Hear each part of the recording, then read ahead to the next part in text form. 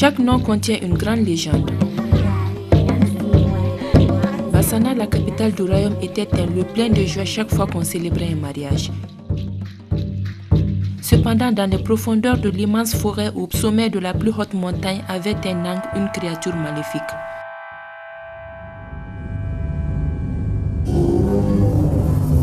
Un monstre sinueux qui volait des femmes le jour même de leur mariage. Mais comme toute légende, quelqu'un pouvait changer tout. Zanké, un jeune garçon qui avait promis de mettre fin à la malédiction qui menaçait son peuple.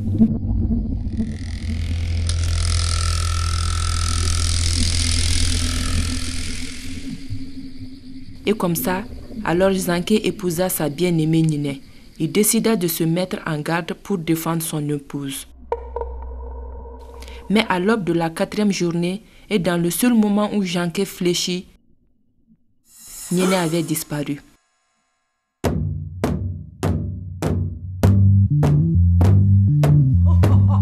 Après son échec, tout le monde se moqua de lui.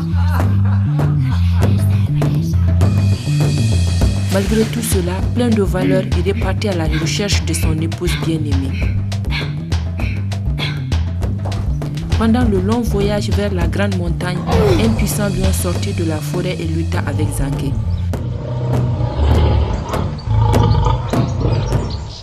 Mais Zanké se leva et continua son chemin.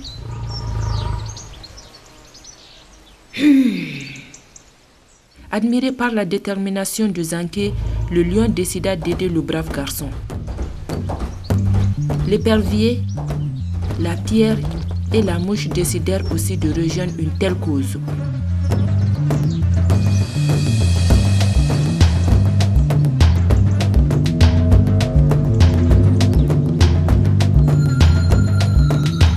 Quand Zanké et les animaux finirent de grimper la plus haute montagne, son exploit ne fut apprécié des cieux. Yangamba, l'oiseau légendaire, décida également de leur aider.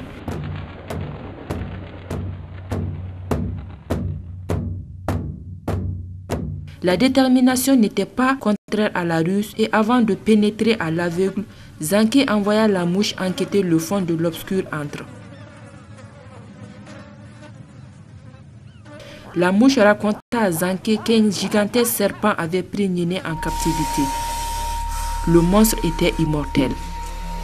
À l'intérieur d'un grand buffalo habitait une tortue qui gardait un œuf où elle cachait le secret de sa vie éternelle et de sa perte.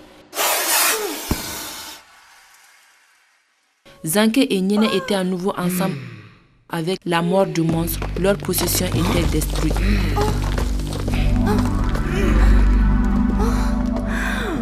Yangamba est venu à la rescousse.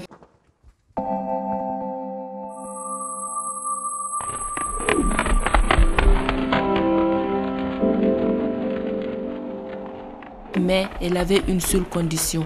L'oiseau avait besoin de manger de la viande du serpent avant de reconstituer ses forces.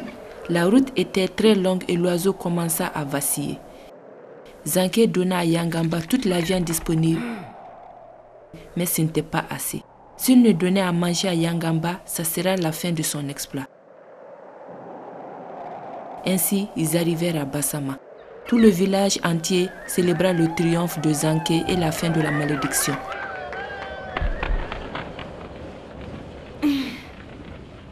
Mais alors Yangamba connaîtra le sacrifice de Zanké. L'oiseau légendaire guérit les blessures du héros avec ses pouvoirs maléfiques. Bassana était en fête. Depuis lors, le nom de Zanké fut donné à chaque premier-né de chaque famille. Chaque nom contient une grande légende. Et c'est pour ça, toi, mon fils, tu t'appelleras Zanké.